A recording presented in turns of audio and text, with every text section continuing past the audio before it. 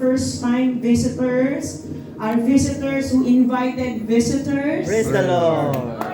our families, amen, our brethren. Glory to God. Let's now dive in to the meditation of the Word of God. It says in Jude chapter 1 verse 23, and our meditation is called An Urgent Call to Rescue.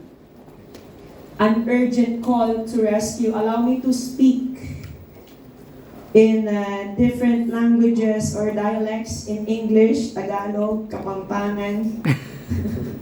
Amen? Amen. Praise the Lord, and let us entrust to the Holy Spirit everything God wants to hear us tonight, today, this afternoon. Amen. It says here in our text, I'd like to see the verse snatch. There you go. Save others by snatching them from the fire. To others, show mercy, mixed with fear, hating even the clothing stained by corrupted flesh. You know, when Jude wrote this epistle, there was this urgent and passionate call to rescue. Amen. Who among us experienced an emergency situation wherein that person needs urgent rescue? Amen. Who among us experiencing doing a CPR? No? May nakapag-CPR na ba dito sa atin? Di ba? 13 is to 2. Di ba? Rescue breaths and heart pump. Meron ba sa atin dito? Or have we seen a person who is actually in a great danger? My question is, if you see someone in a great danger, what would you do? Sorry, dear? Call 111. Yes, I think that's the hotline here in New Zealand, right? Call 111. And then, the voice prompt would say, ambulance, police, or? Ambulance, police lang ba? Rescue it. Rescue it. Or fire, right? Yes? My question is, what would you do if you are the person who is witnessing a person in a great danger? Or my question is, what would you do if you are the person that is needing a rescue? Let us meditate on both sides. The rescuer and the one who is needing a rescue. The rescuee. Tama ba? Rescuer and the rescuee. Okay. Now, when we talk about snatch, tingnan nyo nga ang inyong mga katabi. Check whether they are holding something. Right. Can you snatch whatever they are holding? Like, you know, a typical snatch. Hindi ka muna magpapaalam. Just snatch it. Snatch. Sige. Can you snatch something out from the person next to you? My question is, how quick did you snatch that thing? Too long. Seconds. Huh? Milliseconds. Seconds. That's right, seconds. Right. No one will snatch in a time.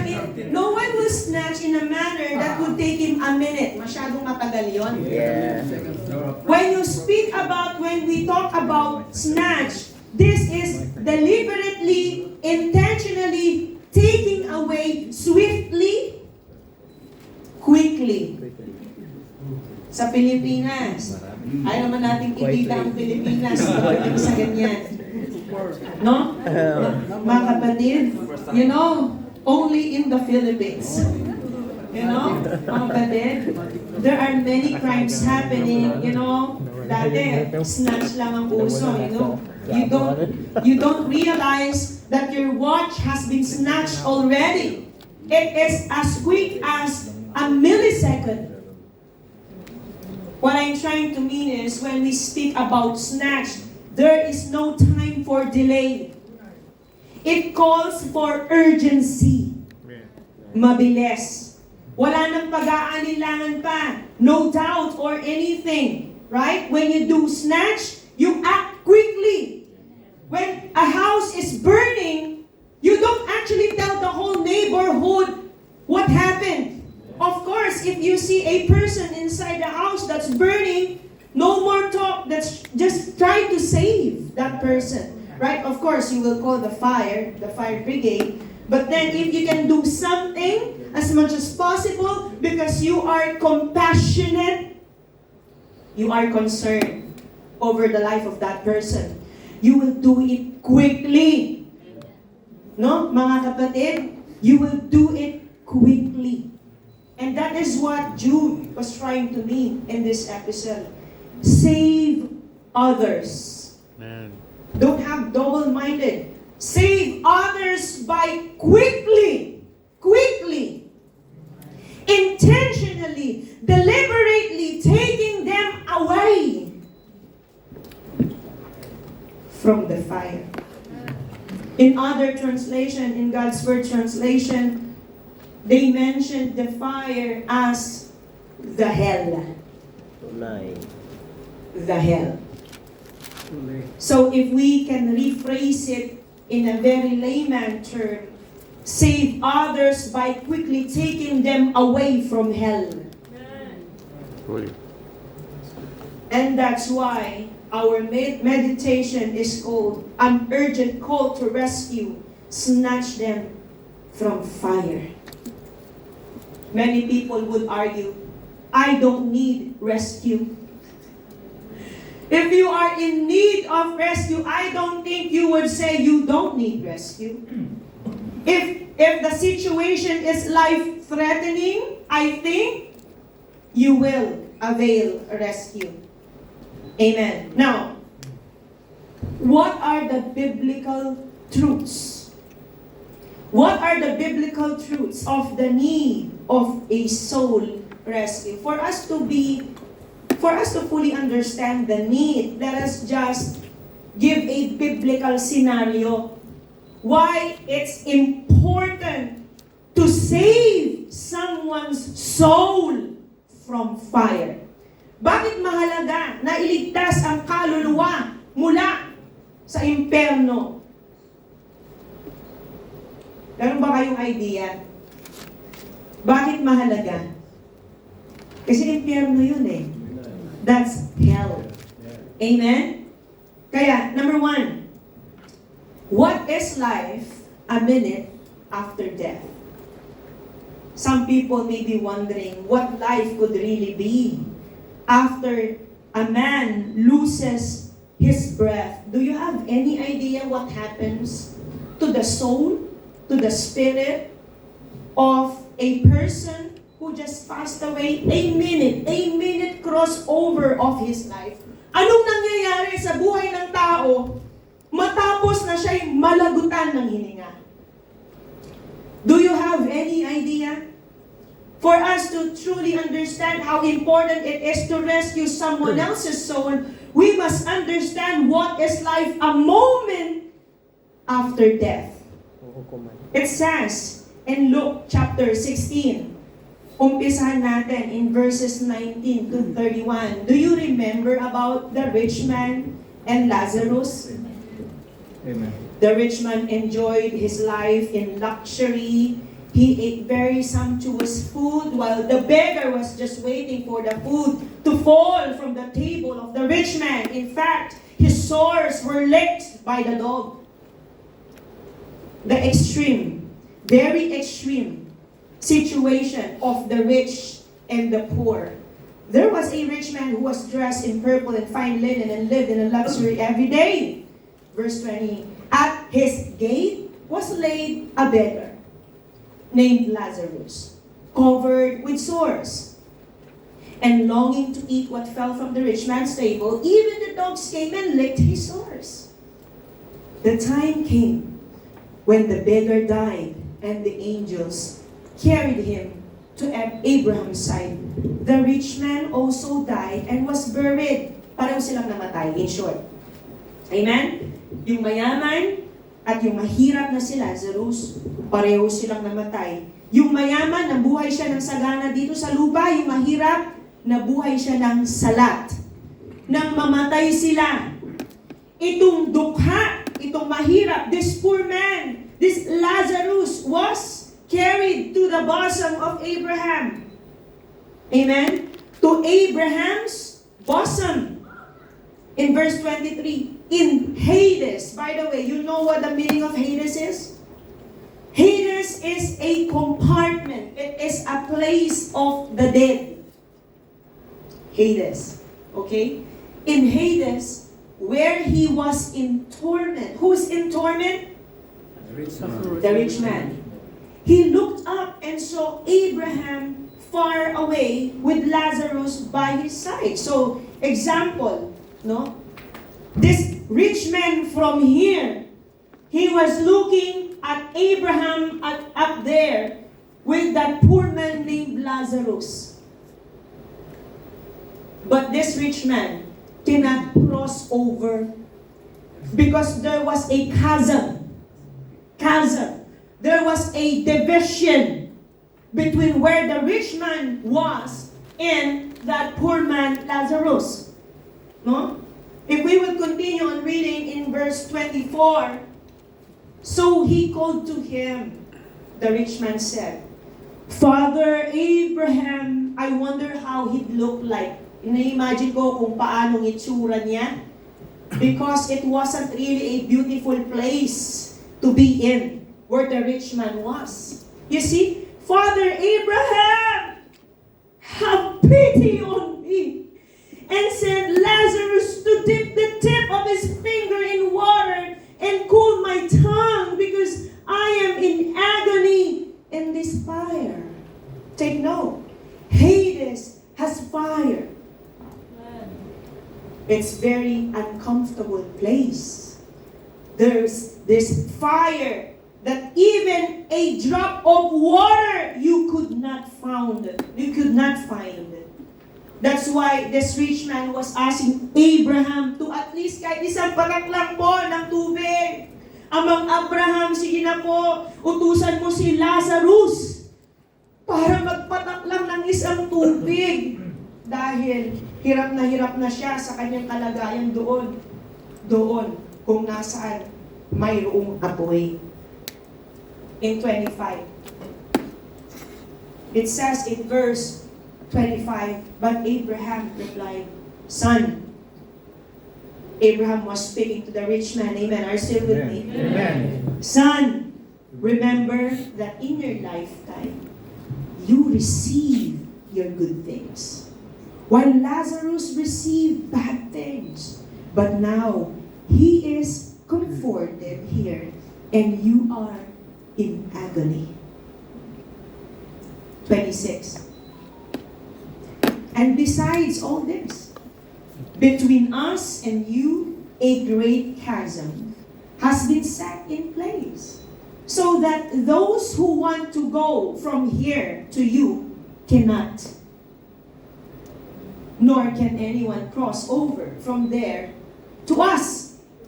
He answered, Then I beg you, Father, send Lazarus to my family. Can you just imagine? This rich man was begging Abraham to bring to life Lazarus so that Lazarus can start the mission. A mission from hell. No? Parang gustong gawin nung mayaman mula sa doon sa aboy na kung saan naroon siya. Gusto niya, utusan niya si Abraham doon. Padala niya si Lazarus. So that these brothers of this rich man, because this rich man had brothers. Sino sa atin dito may brothers? Sisters. Amen. Who among you still got parents, Amen. children, Amen. loved ones, families, friends? You see, in verse 28, For I have 5 brothers. The rich man has 5 brothers. Let him warn them, so that they will not also come to this place of torment. Abraham replied, They have Moses and the prophets. Let them listen to them. 30. No, Father Abraham. He said, But if someone from the dead goes to them, they will repent. he said to him, if they do not listen to Moses, Abraham said to the rich man, if they do not listen to Moses and the prophets, they will not be convinced even if someone rises from the dead. Holy. You see, the rich man has his consciousness still. While he was in Hades, he knew exactly that he still got these family members who are needing rescue. He consciously knows that his brothers are at risk, that they may actually go to the same place where the rich man is. Right? But then Abraham said,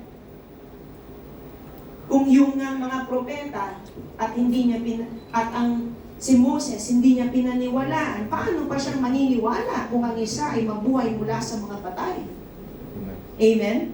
Mga kapatid. You see, many people take this as a joke. Many people would say, it's okay if I go to hell, at least I got my friends there. We will party. No, di ba may mga ganyan, no? Friends, friends until death. Friends forever. Friends until death. They think that they can continue partying, doing peace. No? Peace. Ibang peace yon. If you know, you know. Di ba mga kapatid? No? They think they can continue that luxurious life.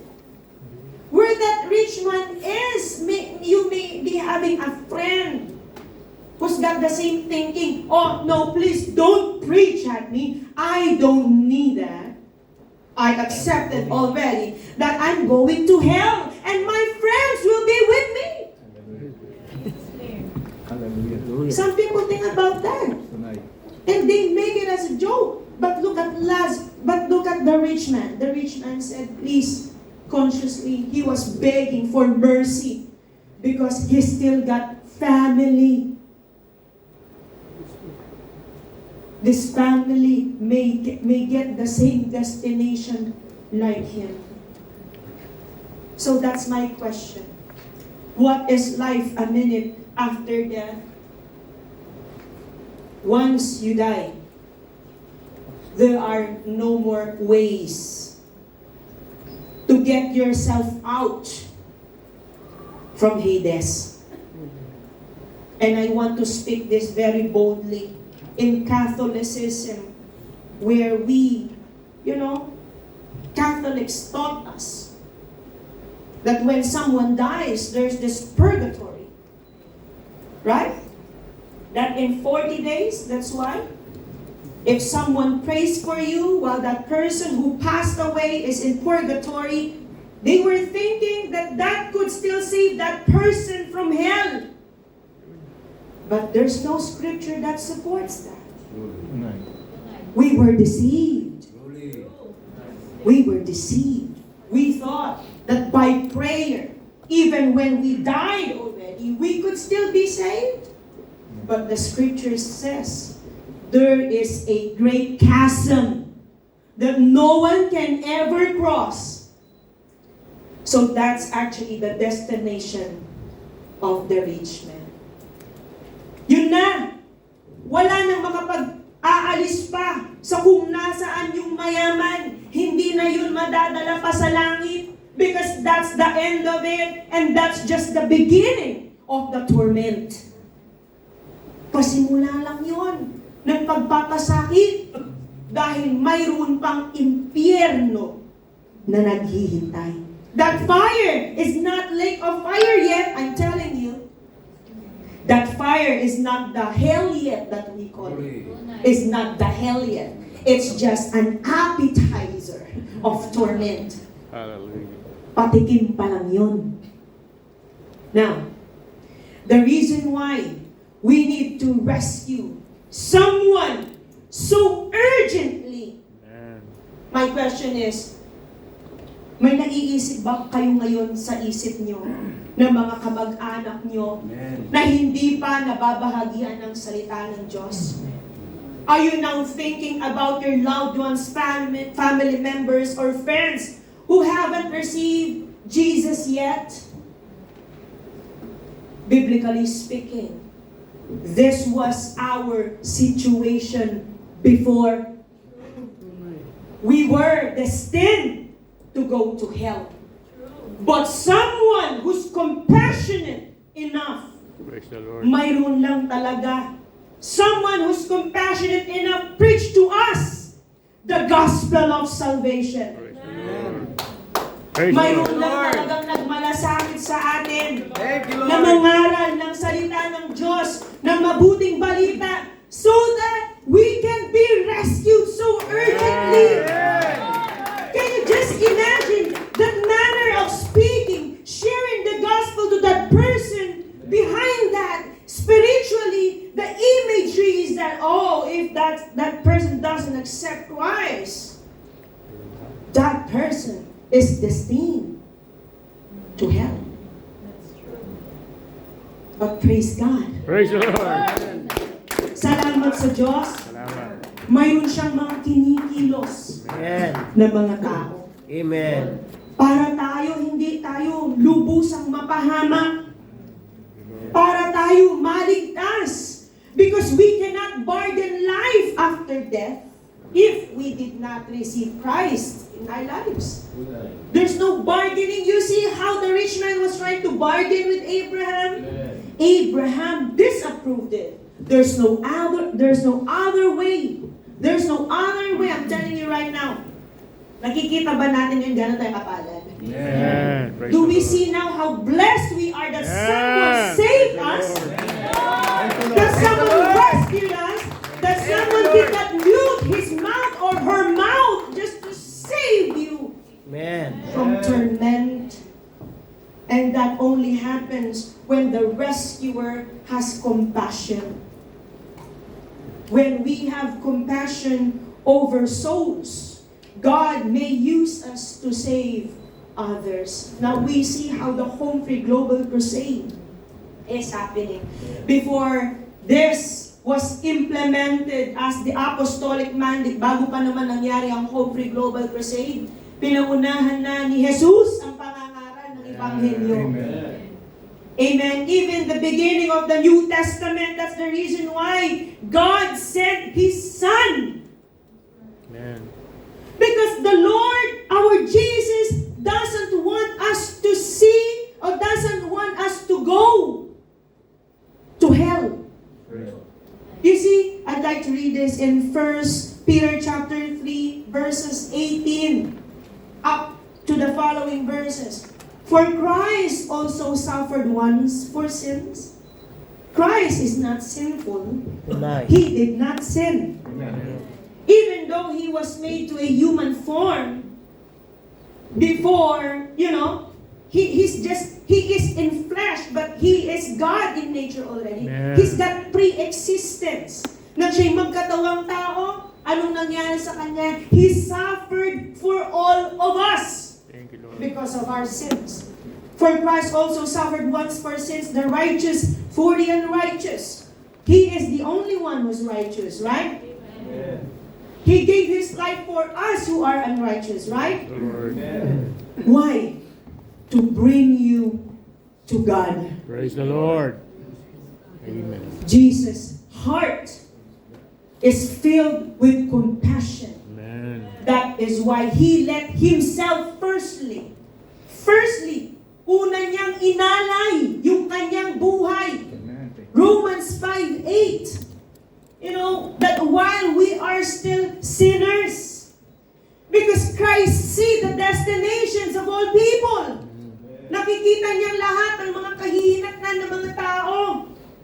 Oh, can you just imagine Christ is saying, oh, I love this person. I don't want this person to go to hell. So I am giving my life for this person. Praise the Lord. Thank you, Lord. That's what Jesus did. But God demonstrates His own love for us in this, that while we were still sinners, Christ died for us. Praise the Lord. Yeah. Praise the And Lord. let's go back to 1 Peter chapter 3, verse 19. Are you following this? after being made alive, he went and made proclamation to the imprisoned spirits. Can you just imagine when Jesus resurrected from the dead? Right? When he was still alive, in person, he ministered for 3 years. At the age of 30 years old, up until 33 years old, he was preaching the gospel. Yes? And then he was crucified at the cross. For 3 days, he died and rose again the third day, right? But even when he was, during the time, while we were waiting for his resurrection the third day, he was still preaching. Amen. He was still preaching to the compartment of the dead. Amen. Because he wanted to set these prisoners free. Praise the Lord. How compassionate the heart of Jesus Praise is. the Amen. Lord. Praise the Lord. Na habang tayo naghihintay na sa kanyang pagkabuhay na maguli, 3 araw nang siya'y mamatay, pumunta siya sa kailaliman upang mangaral ng salita ng Diyos, upang palayain yung mga bihag. Praise the Lord. Ganito na talaga ang puso ng Panginoon. Amen. Praise the Lord. In verse 20, to God be all the glory. To those who were disobedient, He preached. To those who were disobedient, specifically, remember during the time of Noah, what happened there? These people were marrying, drinking, giving in marriages. Right? Amen. To those who were disobedient, long ago when God waited patiently in the days of Noah, while the ark was being built, and it only a few people, 8 in all, were saved through water. So, Jesus preached there in the compartment of the dead. Who are these people? Those disobedient people during the time of Noah. Praise the Lord. And if you will look at this verse, during the time of Noah, only 8 were saved. The rest weren't saved. So the rest, He preached. Jesus preached to the rest who weren't saved to set them free. And this great flood symbolizes water. Yes? Amen. We're saved through water. In 21, this is what we call, or God calls, the baptism. Praise the Lord. And this water symbolizes baptism that now saves you also. Not the removal of dirt from the body, but the pledge of a clear conscience toward God. And I want you to take note of this. It saves you by the resurrection Praise the of Lord. Jesus Christ. Amen. Praise the Lord. That is why, kapag tayo sumampalataya sa Panginoon, when we believe in Jesus Christ, we do not just believe that He was crucified there at the cross and He died for us. The salvation makes it complete Amen. when we believe that He resurrected from the dead the third day He died. Amen. Yes? But believing in His resurrection is not enough. If we truly believe that He resurrected from the dead, we will submit ourselves to baptism. Amen. Truly. Hindi sapat na manampalataya tayo na siya'y namatay para sa atin, para sa ating mga kasalanan, na siya'y nabuhay na maguli. Yes, whether you believe it or not, that remains a fact. Maniwala ka man o hindi, yun talagang totoo. Amen. But the effect of His resurrection only happens when you submit. When you submit to baptism. And what is this baptism? This is not just cleansing yourself from physical dirt. You see that? Not the removal of dirt from the body, but the pledge of a clear conscience toward God. And I want you to imagine this. The moment you accept Christ in your life, you are snatching away yourself from the hell. Amen. Truly. Amen. You are helping yourself being rescued. Amen. Kapag tinanggap mo si Kristo, okay? Hang on with me. Don't sleep yet. Not the time to sleep yet. Okay? The moment you accept Jesus in your life, the moment you get the rescue. Amen. Praise the Lord.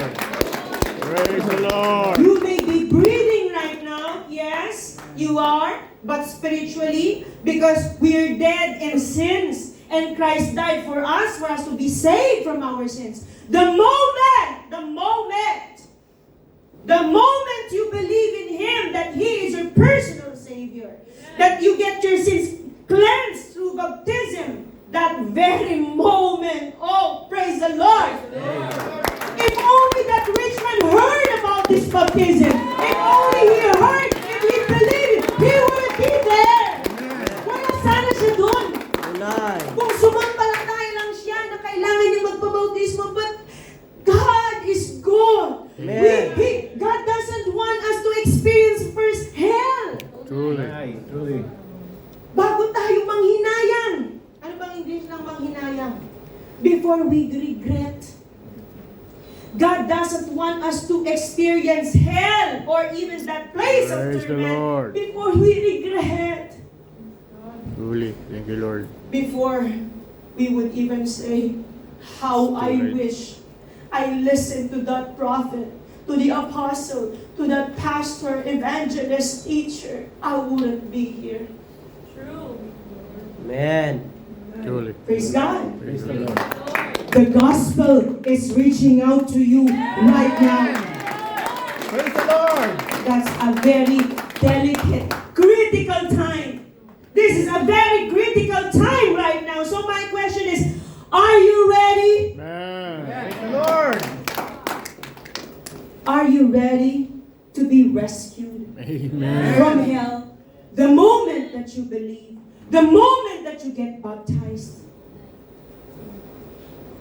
Praise the Lord. Praise Praise the Lord. Praise the Lord. To God be all the glory.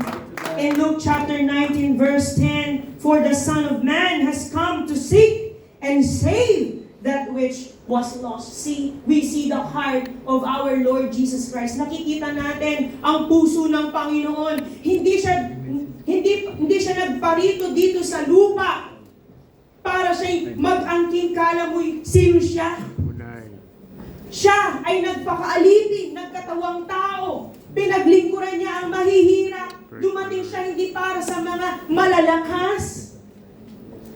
Dumating siya para sa mga mahihina, Thank you, Lord. sa mga ligaw, sa mga nangangailangan ng tulong. At tayo yon. It's us. Thank you, Lord. The reason why He came to this world is because of us. Thank you, Lord. Because God loves us. And He wants Amen. all to know the truth. He wants all to repent. He wants all to be saved. Thank you, Lord. To God be all the glory. Praise the Lord. Amen.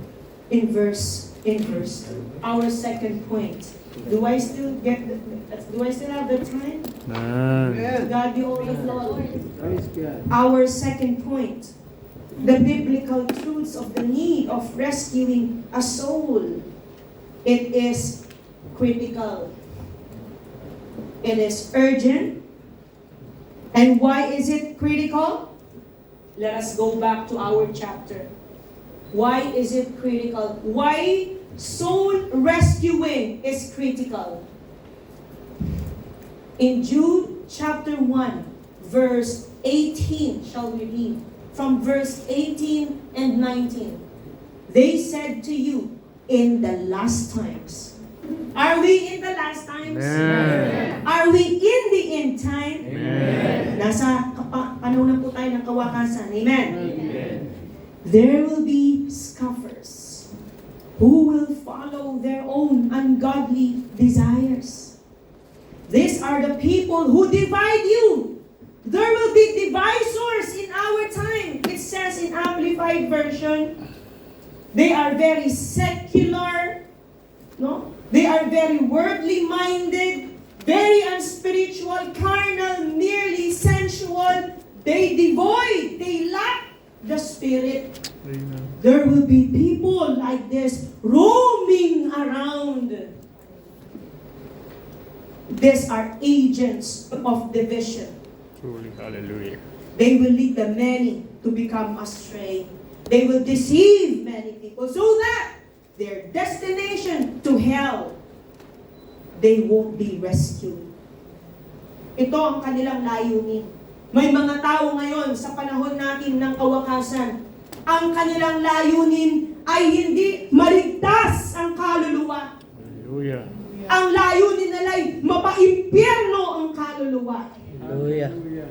See, these are agitators.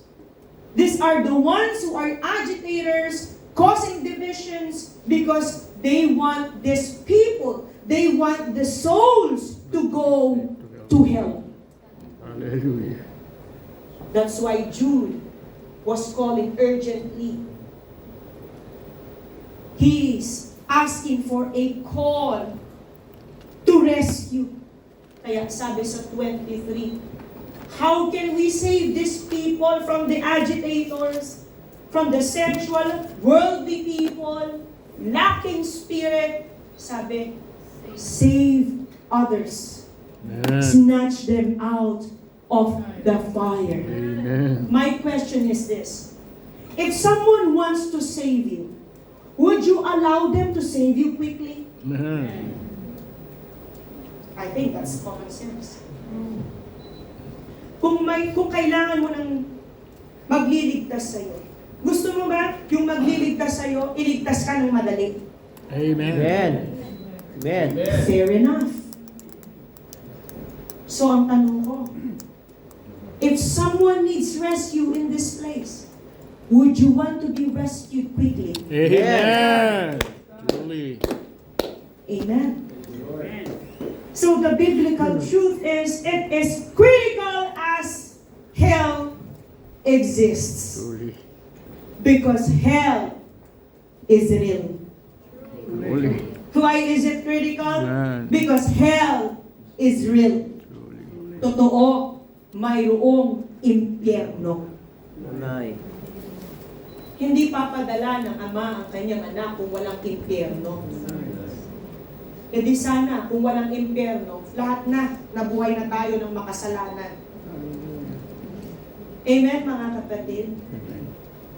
But the thing is, someone needs to be pulled out of that fire. Amen. And how can we pull out these people from fire? Don't stop inviting these people. Amen. Don't stop preaching the gospel to these people. Yes. Don't stop encouraging them to Amen. Christ. Huwag tayong panghihinaan ng loob. Amen. Huwag tayong panghihinaan ng loob. No? Naakayin sila kay Kristo. If we really love them, continue to lead them to Christ. Amen. Again, how critical is it? Because hell is real. Now, we shouldn't be waiting for them until they're interested. I'm sure they're interested to be saved. Amen. Di ba? Interesadong maligtas. Ang alam ng tao, kapag alam ng tao na siya'y nanganganib. Tunay. Of course, you are interested of your salvation. Amen. That's why we don't just wait for these people until the time comes that they feel interested to be saved. As much as possible, honestly, whether they like it or not, our thinking should be, snatch them out of the fire! Amen. Truly. I'll explain to you later. I just want to save you through our Lord Jesus Christ. Praise the Lord. Pag-usapan na lang natin mamaya yon. Tignan na lang natin kung gaano ka-critical ang kondisyon ng tao ngayon. Later on, we will understand. What matters most is your soul, your spirit, Amen. Truly. are both saved Amen. from hell. Praise the Lord.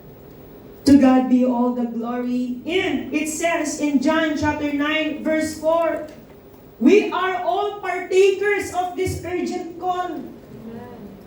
We do not just depend on the sent ones of God to rescue someone else's. Diba? Halimbawa, you see someone who is who is inflicted ng malubha. Kumbaga grabe yung aksidente. At nakikita mo na ito. You see this person naghihingalo. Ano English ang naghihingalo? Panting for his life, for his breath. Diba? Would you even ask another person? Ay, pakiligtas nga yun na naghihingalo na. Oh, hindi. How about the scenario is, it's just you and that person who needs rescue. Would you even waste time to find another person to save that person if you know in yourself you are capable of saving that person? Would you waste time? No, we will not waste time. That's why the church is commissioned.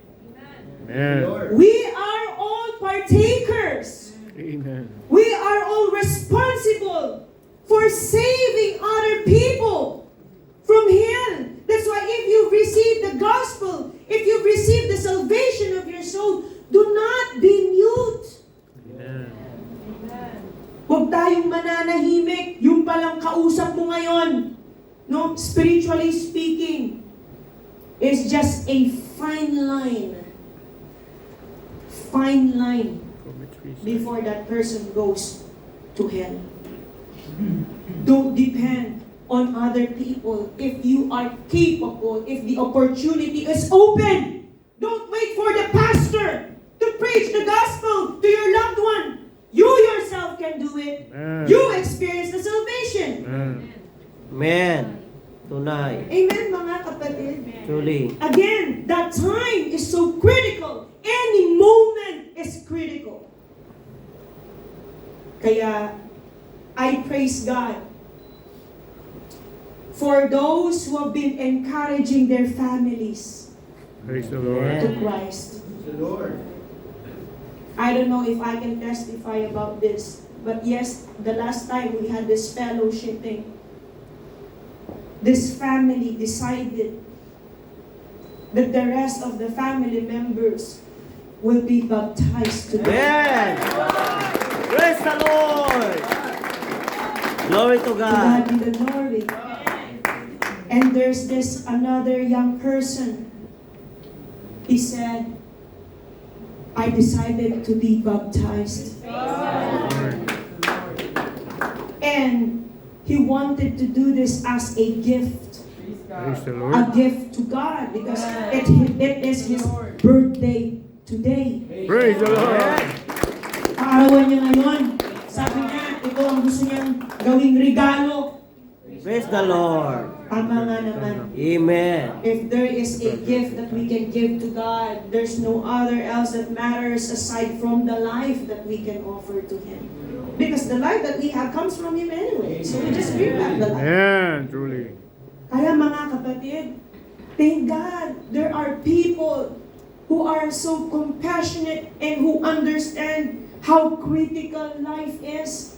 Blessed are the parents. Blessed are the family members of these people. Blessed the brethren who keep on encouraging these people. Amen. Praise the Lord. Blessed are those who feel responsible when it comes to rescuing someone else's soul. Praise the Lord. To God be all the glory. And thirdly, our third point, the biblical truths of the need to rescue a soul. Again, if there is a rescuee, there is a rescuer. You cannot rescue someone else's if you know yourself is not rescued yet. Truly. Right? Amen. You know, it says here in this verse, I'd like to read this. If you are still with me, come on, praise the Lord. Praise the Lord. To God be all the glory. I'd like to read this, brothers and sisters, in Luke chapter 6, verse 39. Can the blind lead the blind? He also told them this parable. Can the blind lead the blind? Will they not both fall into a pit? Maaakay ba ng bulag ang kanyang kapwa bulag? Hindi ba sila parehong malalaglag lang? O sabi sa Tagalog, pagkatapos sinabi ni Jesus sa kanilang talinghaga na ito, hindi maaaring maging taga-akay ng bulag ang kapwa bulag. Tunay. Dahil pareho silang mahuhulog sa hukay kapag ginawa iyon. Tunay. That is why for the soul rescuers, let us be reminded that we are soul rescuer ready. Dapat handa tayo. Halimbawa, you've called 111 and then the paramedics came. Okay, give me a brief report. 37-year-old, manifesting chest pain, labored breathing, etc., etc. And then you, paramedic, came to attend the person. I think he needs oxygen. You know, that person reporting, I think he needs oxygen. And then the paramedic would say, oh, hang on, wait, I forgot. I need to go back. I need to go back to my vehicle. Of course, we have to be so rescuer ready when snatching someone from fire. So this meditation is not just about those who haven't been saved yet, but this also applies to those who are saved already, who will partake in saving others. In fact, shall we read this in James chapter 1? There's this reminder in verse 20 and 21. Jude, I stand corrected. It says in Jude 1:20, mercy, peace, and love, but you, dear friends, by building yourselves up in your most holy faith and praying in the Holy Spirit. 21.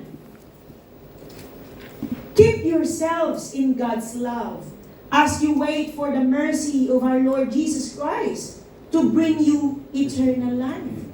So for us, tayo na mga nag-aakay ng kaluluwa, kailangan din pala siguraduhin natin na tayo naiingatan natin ang ating kaligtasan. Tunay.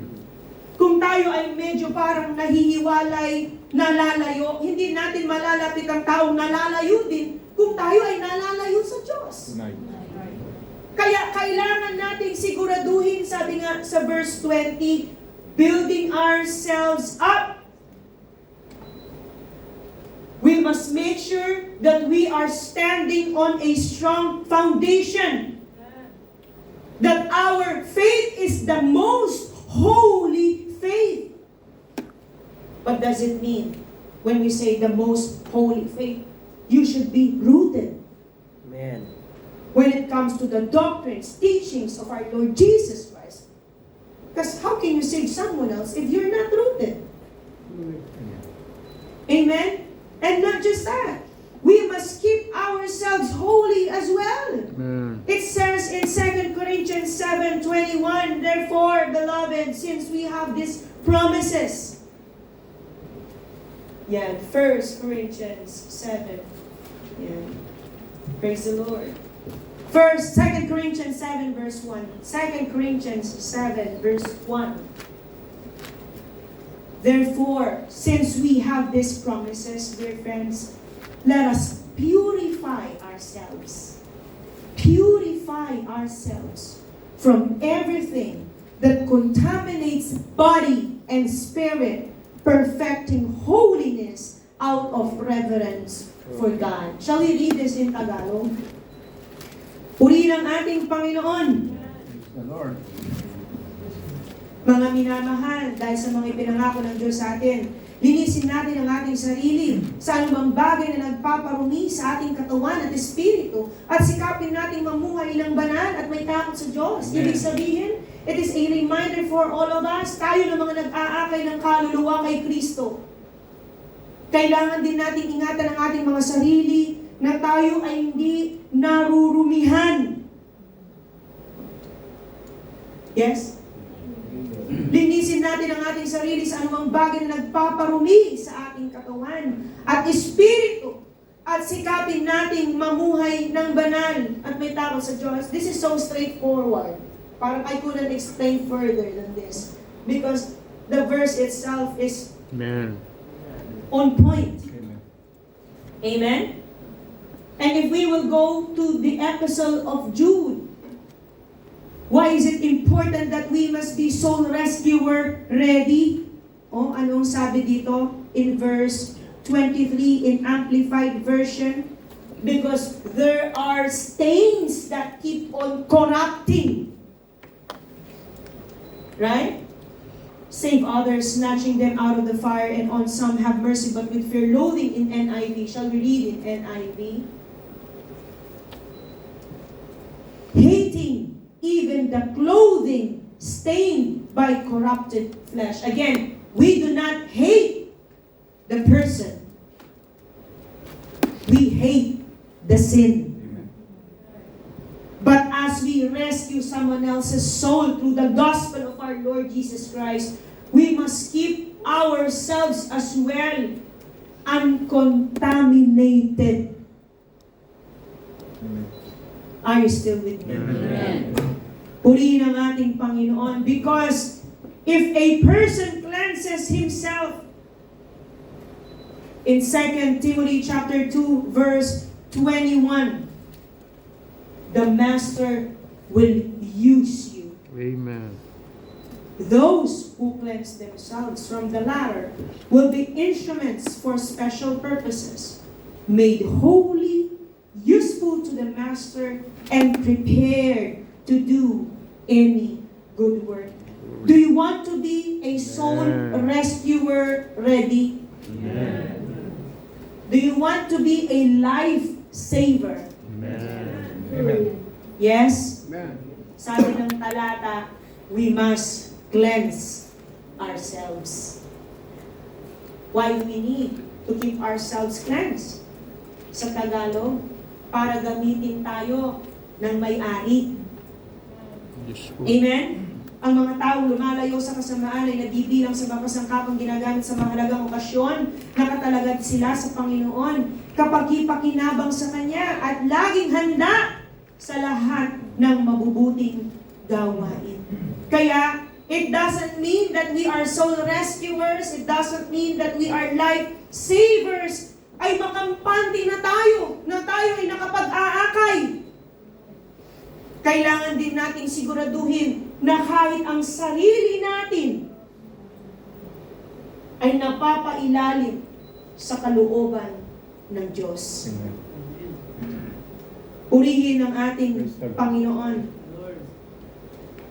And in conclusion,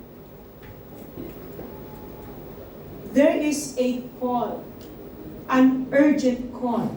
Can I please ask the praise and worship team to accompany me here? Jude says, there is an urgent call to rescue. And this is to snatch people from fire. We must have the compassion. We must take it urgently. Amen? Amen. And we must do the rescue without compromise. We shouldn't be compromising ourselves as we rescue the souls of others. Shall we stand up? Shall we all rise once again? And sing in the name of Jesus.